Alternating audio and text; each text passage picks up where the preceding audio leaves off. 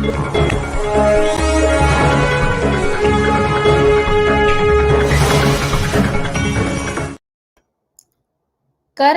अनंत जीवन की तैयारी। नमस्कार, ओजस में आपका स्वागत है। मैं हूं आपके साथ Beena Gupta. As a founder of Ojas, volunteer of yoga and meditation, a certified trainer and healer in Prana Vidya technique and associated with Gayatri Parivar Association for more than 2 decades.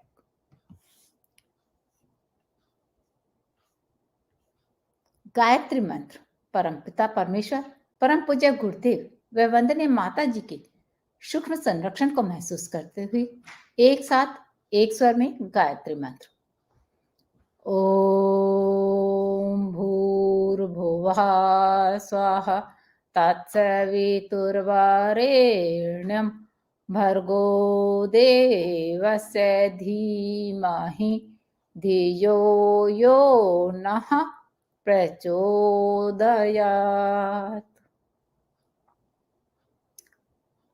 जैसा कि दोस्तों आज हम जानते हैं कि आज हम जो विषय सीखने जा रहे हैं वो है हमें कि अपने जीवन जीने की जो तैयारी करनी है उसे कैसे करें, अनंत जीवन को हम कैसे जिए। तो इसमें हमारा प्रश्न आता है कि जो स्थान स्थान पर हमारे देवालय हैं, मंदिर हैं या तीर्थ स्थल हैं, वो क्यों बनाए जाते हैं। एक बार दीनबंधु एंड्रयूज ने महात्मा मालवीय जी से भारत में फैले हुए तीर्थ स्थलों के बारे में जानना चाहा। तो महामना मालवीय जी ने कहा कि हिंदू धर्म अनेक संस्कृतियों का संगम है, मतलब मिलान है, इसमें अनेक बहुत सारी संस्कृतियां मिली हुई हैं। अलग अलग मतों के अनुसार अनेक तीर्थ स्थल हैं। देखिए, हर धर्म में तीर्थ स्थल रहते हैं, ईसाई हो, मुस्लिम हो, सिख हो, जैन हो, हर किसी के यहाँ एक तीर्थ स्थल जरूर बना हुआ होता है, क्योंकि वो हमारे महापुरुषों ने या तो वहां जन्म लिया होता है या उस जगह पे उन्होंने कोई अच्छे कार्य किए हुए होते हैं। अब जैसे हिंदू धर्म के अनुसार क्या है, 4 धाम है, 12 ज्योतिर्लिंग है, सप्तपुरियां हैं, पंच काशी है, पंच सरोवर हैं। ऐसे अनेकों तीर्थ स्थल हैं जिन्हों के अलग अलग नामों से हैं और अलग अलग जगह पर हैं। क्योंकि क्या है ना, एक जगह तो सभी लोग नहीं जा सकते हैं एक समय में, तो इसलिए जहां भी जहां महापुरुषों ने जन्म लिया या उन्होंने कोई महाकार्य किया या उनकी कोई स्मृति में वो स्थान है, वो तीर्थ स्थल बन जाता है। क्योंकि इनसे क्या होता है कि जब हम वहां जाते हैं, उन तीर्थ स्थलों में जाते हैं या देवालय में जाते हैं, तो अच्छे काम करने की प्रेरणा मिलती है। धर्म संस्थान वैसे 2 प्रकार के होते हैं, जैसे स्थानीय या क्षेत्रीय के, हमारा वो एक क्षेत्र में है। जैसे अगर आप किसी सोसाइटी में रहते हैं तो सोसाइटी में भी कोई ना कोई धर्म स्थान होगा।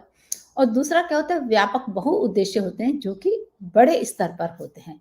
तो क्षेत्रीय जो धर्म संस्थान है उसको हम क्या कह सकते हैं, देवालय, कि ये हमारा मंदिर है, मस्जिद है, चर्च है, उसको मतलब एक नाम दे दिया, वो हमारा क्षेत्रीय हो गया।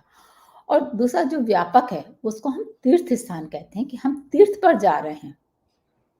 जैसे बच्चों को क्या होता है कि हम प्रतीक के माध्यम से अक्षर ज्ञान करवाते हैं, जैसे कहते हैं कै कबूतर, ख खरगोश, इस तरह से मतलब उनको हम चित्र दिखाते हैं और उन्हें अक्षर ज्ञान करवाते हैं। ठीक इसी तरह से क्या होता है कि धर्म और जो अध्यात्म है उसके रहस्यों को जानने के लिए प्रतीकों की स्थापना देवालय के रूप में करी जाती है। जैसे अगर किसी को हनुमान जी जैसी शक्ति चाहिए तो हम हनुमान जी का एक मंदिर बनाते हैं, उनका प्रतीक बनाते हैं कि हमको ये शक्ति चाहिए। किसी को शिव जैसा बनना है तो शिवालय बना दिया कि शिव की शक्ति आनी चाहिए। किसी को गायत्री मंत्र जप करना है तो गायत्री की माँ की मूर्ति बना दी, गायत्री मंदिर बना दिया कि हमें वैसी शक्ति प्राप्त हो, हम वैसी प्रेरणा प्राप्त करें। लेकिन ये ध्यान रखना चाहिए कि ईश्वर एक ही है, चाहे हम उसे किसी भी नाम से पुकारें, क्योंकि अपने मानसिक और जो भावनात्मक जो हमारा रहता है कि हमारी स्थिति क्या है मानसिक रूप से और भावनात्मक स्थिति से उसी के आधार पर हमें जो भगवान है, ईश्वर है, वो अलग अलग रूप में दिखाई देता है। इसलिए कहते भी हैं कि जाकी रही भावना जैसी, प्रभु मूरत देखी तिन जैसी। जैसे प्रकृति में बादल, पवन, सूर्य, चंद्रमा आदि जितने भी देवता हैं, अनेकों देवता हैं के रूप में क्या होता है, अपने स्थान से एक स्थान से दूसरे स्थान पर जाकर दूसरों को देते रहते हैं। उसी तरह से क्या होता है कि जो वानप्रस्थी हैं या सन्यासी हैं, वो क्या करते हैं, घूम घूम कर एक तरह से जन जागरण करते हैं और जो सत प्रवृत्तियां होती हैं, सत्कार्य होते हैं, उनको बढ़ावा देते हैं, उनके लिए प्रेरणाएं देते हैं, लोगों को उनके लिए तैयार करते हैं। साथ में जब वो सत्कर्म करने की प्रेरणा देते हैं या उनको तैयार करते हैं, तो उससे क्या होता है कि जो काय चिकित्सा मतलब शरीर की चिकित्सा होती है, मानसिक चिकित्सा होती है, उनको शुभकामनाएं दी जाती हैं, उपयोगी परामर्श भी वो करते हैं। तो इस तरह से क्या होता है कि जब कोई तीर्थ सेवन करता है, तो एक तरह से कायाकल्प का लाभ मिलता है। इसलिए हमारे यहाँ जो तीर्थ स्थानों का महत्व है वो बहुत ज्यादा है। दूसरा प्रश्न हमारे पास आ रहा है कि क्या है सनातन सत्य। बहुत चर्चा होती है कि सनातन धर्म, आजकल तो बहुत ज्यादा चर्चा में आ रहा है कि सनातन धर्म सनातनी होने चाहिए। तो क्या है सनातन सत्य? देखिए, भारतीय जो संस्कृति है वो कहती है कि अमरता पर विश्वास करें, मतलब जो हमारा आत्मा है वो अमर है, इसके ऊपर विश्वास करें और अनंत जीवन जीने की तैयारी करें। इसलिए देव संस्कृति में 16 संस्कारों में जीवित व्यक्ति हो या उसकी मृत्यु हो गई हो, हमने उसे मृतक मान लिया हो, उसकी भी जन्मदिन मनाए जाते हैं। हम कहते हैं ना, आज उसका पुण्यतिथि है, आज उसका जन्मदिन है। तो मतलब हम दोनों रूप में ही उनको अच्छे से सेलिब्रेट करते हैं। मरणों के बाद भी कि हम मर गए हैं, इस शरीर को हमने छोड़ दिया है, मरना मतलब इस शरीर को छोड़ दिया है, मरणों के बाद भी जीवन के महत्व पर हमारे भारतीय संस्कृति में जोर दिया जाता है। जिससे व्यक्ति क्यों जोर दिया जाता है कि अगर मान लो हमने सोचा कि हमारा यही जीवन है, तो क्या होगा, भोग विलास में चला जाएगा, वो गलत कामों में चला जाएगा।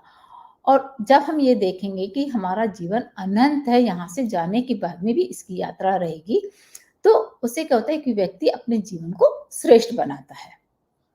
एक बार सभी देवताओं में चर्चा हुई कि जीवन क्या है, तो सबने अपने अपने अनुसार, जैसे उसकी मन था, मानसिक स्थिति थी, परिस्थिति थी, भावनात्मक, वैसा ही उसने बताया। जैसे बादल ने क्या कहा कि जीवन एक घुटन भर है, लेकिन चंद्रमा ने कहा कि तो आंख मिचौनी है।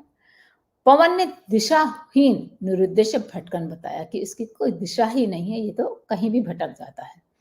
नदी ने कहा, क्योंकि वो बहती रहती है, तो उसने क्या किया, कहा कि ये तो सत प्रवाह है। सरोवर ने कहा कि मर्यादा का बंधन है। अंकुर बोला कि ये तो अभिनव अवतरण है।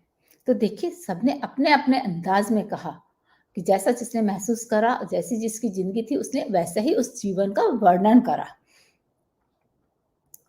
लेकिन मृत्यु ने कहा,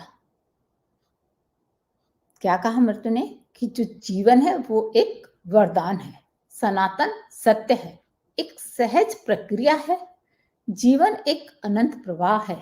इसी आधार पर हमारे शास्त्र पुराण जो कर्म योग की शिक्षा देते हैं, कर्म की गति को समझाते हैं, क्योंकि कर्म के नियम से सभी बंधे हुए हैं, चाहे वो देव हो या दानव, ऋषि हो या मानव, राजा हो या रंक। एक बार पिछले और अगले जन्मों में चर्चा चल रही थी। एक ने कहा कि मतलब तीन चार व्यक्ति थे, तो उन्होंने कहा पिछला जन्म कैसे होता है, अगला जन्म कैसे होता है। तो उनमें से एक ने कहा कि भाई देखो, 3 जन्मों का हाल तो मैं तुम्हें अभी बता सकता हूँ। उन्होंने कहा बताओ कैसे। देखो, जो पिछले जन्मों में कुछ किया नहीं, तो इस जन्म में कुछ मिलेगा नहीं, और इस जन्म में हम कुछ कर नहीं रहे हैं, तो अगले जन्म में कुछ मिलने वाला नहीं है। तब एक संत ने कहा कि भाई अभी भी संभल जाओ, तो अगला जन्म सुधर सकता है। श्रद्धा युक्त आचरण करो और लोक हित में अपना पसीना बहाओ, तो तुम्हारा जीवन अच्छा बन जाएगा। इसीलिए हमारे यहाँ एक छोटी सी कहावत है कि जब उठो तभी सवेरा। ये मत कहो कि अभी तो दिन चढ़ गया है, 12 बज रहे हैं, तो अब कोई सवेरा होगा क्या? नहीं भाई, तुम जब उठ गए हो तभी वो सवेरा है और तुम अच्छे कार्यों के लिए, अपने कामों के लिए तन मन धन से जुट जाओ। इन्हीं में फिर एक सवाल आता है कि संस्कार परंपराएं, अपनी भारतीय संस्कृति के अनुसार जो संस्कार परंपराएं हैं वो बहुत सही हैं, लेकिन फिर भी आज समाज में इतनी सारी कुरीतियां हैं, वो क्यों दिखाई देती हैं? देखिए, अनेक परंपराएं समय के लिए लाभदायक हैं, लेकिन कभी क्या क्या होता है, जैसे आज जो चीज सही लग रही है हमें, कल उसकी कोई आवश्यकता नहीं रहेगी। ठीक इसी तरह से संस्कार परंपराएं भी हैं कि आज के समय के हिसाब से उन संस्कारों को बनाया गया है, लेकिन कुछ समय के बाद में, कुछ सालों के बाद में, कुछ वर्षों के बाद में उनकी कोई आवश्यकता नहीं होती है। लेकिन जब हम उन्हें लगातार करते ही रहते हैं कि नहीं ऐसा तो होता ही है, ऐसा तो होना ही चाहिए, तब क्या होता है कि वो सब कुरीतियां बन जाती हैं। इसलिए समय समय पर व्यवस्था को बदलना और सुधारना पड़ता है। जैसे पर्दा प्रथा, सती प्रथा, बाल विवाह, अवज्ञा आंदोलन आदि कितने ही ऐसे मतलब जो संस्कार थे, संस्कृतियां थी, वो कितनी ही थी कि उस समय के अनुसार वो सही थी, लेकिन आज उनकी आवश्यकता नहीं है। एक बार एक सर्प नारद जी का शिष्य बन गया, तो गुरु दक्षिणा जब लेने का मौका आया तो नारद जी ने कहा कि देखिए किसी को काटना नहीं है। तो सर्प ने कहा ठीक है। अब सर्प ने क्या हुआ, काटना बंद कर दिया। तो उसको बच्चों ने पत्थर मार मार के घायल कर दिया। फिर नारद जी उधर आए। जब सर्प की उस हालत को देखा तो नारद जी ने अपने ही जो गुरु दक्षिणा में उन्होंने वचन लिया था उसमें ही उन्होंने संशोधन करा, उसी में बदलाव करा कि देखो तुम काटना तो मत, लेकिन फुफकारना जरूर, फुफकारना बंद मत करना। सर्प ने कहा ठीक है। अब उसने फुफकारना शुरू कर दिया। तो क्या हुआ कि जब उसका रवैया बदल गया और जो बच्चे मार मार के उसे घायल करते थे वो संकट उसका दूर हो गया और वो सही तरीके से अपना जीवन बिताने लगा। तो इसी प्रकार जब केके के द्वारा वरदान मांगे गए तो क्या हुआ कि उससे परिवार में, राज्य में एक तरह से तनाव हो गया, झगड़ा हो गया, कलह हो गया। तो जो भरत थे उन्होंने क्या करा कि उन वरदानों में संशोधन करा और जो राज्य भरत को मिलना चाहिए था उन्होंने क्या करा, अपना राज्य जो उनको मिलना चाहिए था वो उन्होंने फिर से भगवान श्री राम को दे दिया। तो क्या हुआ कि जो राज्य में कलह की स्थिति बन रही थी, परिवार में कलह की स्थिति बन रही थी, तनाव हो रहा था, वो सब खत्म हो गया। ठीक इस तरह से आज का जो समय है उसमें भी वो भी एक परिवर्तन की बेला ही है, उसमें भी परिवर्तन बहुत जरूरी है। 10 अवतारों में ये 10वां अवतार, हमारे 10 अवतार माने जाते हैं कि 9 अवतार हो चुके हैं, ये 10वां अवतार है। उसमें कलंकी अवतार है अर्थात निष्कलंक अवतार है, जो मनों में आए हुए नकारात्मक भावनाओं को हटाकर भाव संवेदना समृद्धि को बढ़ाने का काम तेजी से होगा। इसमें गायत्री मंत्र तेजी से अपना प्रभाव दिखाएगा। जैसे प्राचीन काल में 3 भाई बहुत बड़े दैत्य थे, तीनों की पुरी अलग अलग थी और उन्होंने पूरे विश्व का वैभव क्या था अपने पास में इकट्ठा कर लिया था और वरदान था कि तीनों को एक साथ एक ही समय पे मारा जा सकता है। तब भगवान शिव ने क्या करा, त्रिशूल बनाया, उन तीनों को एक साथ एक समय पर मारा। उसी प्रकार आज भी 3 असुर हैं, लोभ, मोह और अहंकार। इन्हें मारने के लिए बौद्धिक, नैतिक और सामाजिक क्रांति करनी होगी। इसे प्रज्ञा अवतार भी कहते हैं। इसमें साथ देने वालों का नाम इतिहास में उसी प्रकार अमर हो जाएगा जैसे जब राम, कृष्ण, बुद्ध का साथ देने वाले जो व्यक्ति थे उनका, या स्वतंत्रता आंदोलन में जिन्होंने साथ दिया था उनका नाम इतिहास के पन्नों में अमर हो गया है। इसलिए आज आवश्यकता है कि हम सभी मिलकर समय के अनुसार समाज में फैली हुई कुरीतियों को समाप्त करने में मदद करें। आज हम योग के बारे में जानेंगे। योग जीवन जीने की कला को योग विज्ञान कहते हैं। योग दैनिक जीवन के लिए महत्वपूर्ण है। ये सभी आयु समूहों के लिए आवश्यक है। योग शारीरिक, मानसिक, भावनात्मक, आत्मिक और आध्यात्मिक स्वास्थ्य को संतुलन बनाने में मदद करता है। आज हम जानेंगे कि बिना वजन और मोटापा बढ़ाए जो फूड ब्लॉगिंग करती है तो उनको हम कैसे कर सकते हैं। जो फूड ब्लॉगिंग का काम करते हैं तो उनके लिए टिप्स बहुत मायने करती हैं, बहुत अहम रखती हैं। आज आपको जब आप कहते हैं कि उनको मतलब जो फूड ब्लॉगिंग करते हैं, उन्हें हर तरह की डिशेज़ बहुत बार चखनी पड़ती है। तो उसमें वो कैसे फिट रहें, उनके लिए बहुत बड़ा चैलेंज होता है। तो आइए जानते हैं कि इसके लिए उन्हें क्या करना है। यहाँ तो लोगों को नॉर्मल खाना खाने से ही मोटापा और वज़न बढ़ने लगता है। तो सोचिए कि जो फूड ब्लॉगर्स हैं, उनकी क्या हालत होती होगी। फूड ब्लॉगर्स का काम ही होता है कि तरह-तरह की डिशेज़ को चखकर उनका रिव्यू देना। तरह-तरह के लज़ीज़ ज़ायकों को चखने में आनंद तो आता ही है, लेकिन सबसे बड़ा खतरा क्या होता है कि वज़न और मोटापा बढ़ जाता है। अगर आप चाहते हैं कि फूड ब्लॉगिंग करते हुए भी आप फिट रहें, तो आपको इन टिप्स को फ़ॉलो करना होगा। जैसे सोच समझ कर खाएँ और वॉक करते रहें, लेट नाइट खाने से परहेज़ करें और अब जो आप खाना टेस्ट कर रहे हैं, उसको आप टेस्ट करने के बाद में शेयर करके टेस्ट करें, तो उससे क्या होगा कि कम खाने में आएगा और फिर ब्रेक लेते रहें, कि काम के दौरान भी अपने ब्रेक लेते रहें, हाथ-पैरों की या पीठ की, अपनी आँखों की, इनकी हल्की-हल्की सी एक्सरसाइज़ करते रहें। तो इन सभी योगासनों को कैसे करना है, वह आप ओजस सोल के यूट्यूब और फेसबुक चैनल पर बताया गया है। आप योग और अपने आप पर विश्वास करें।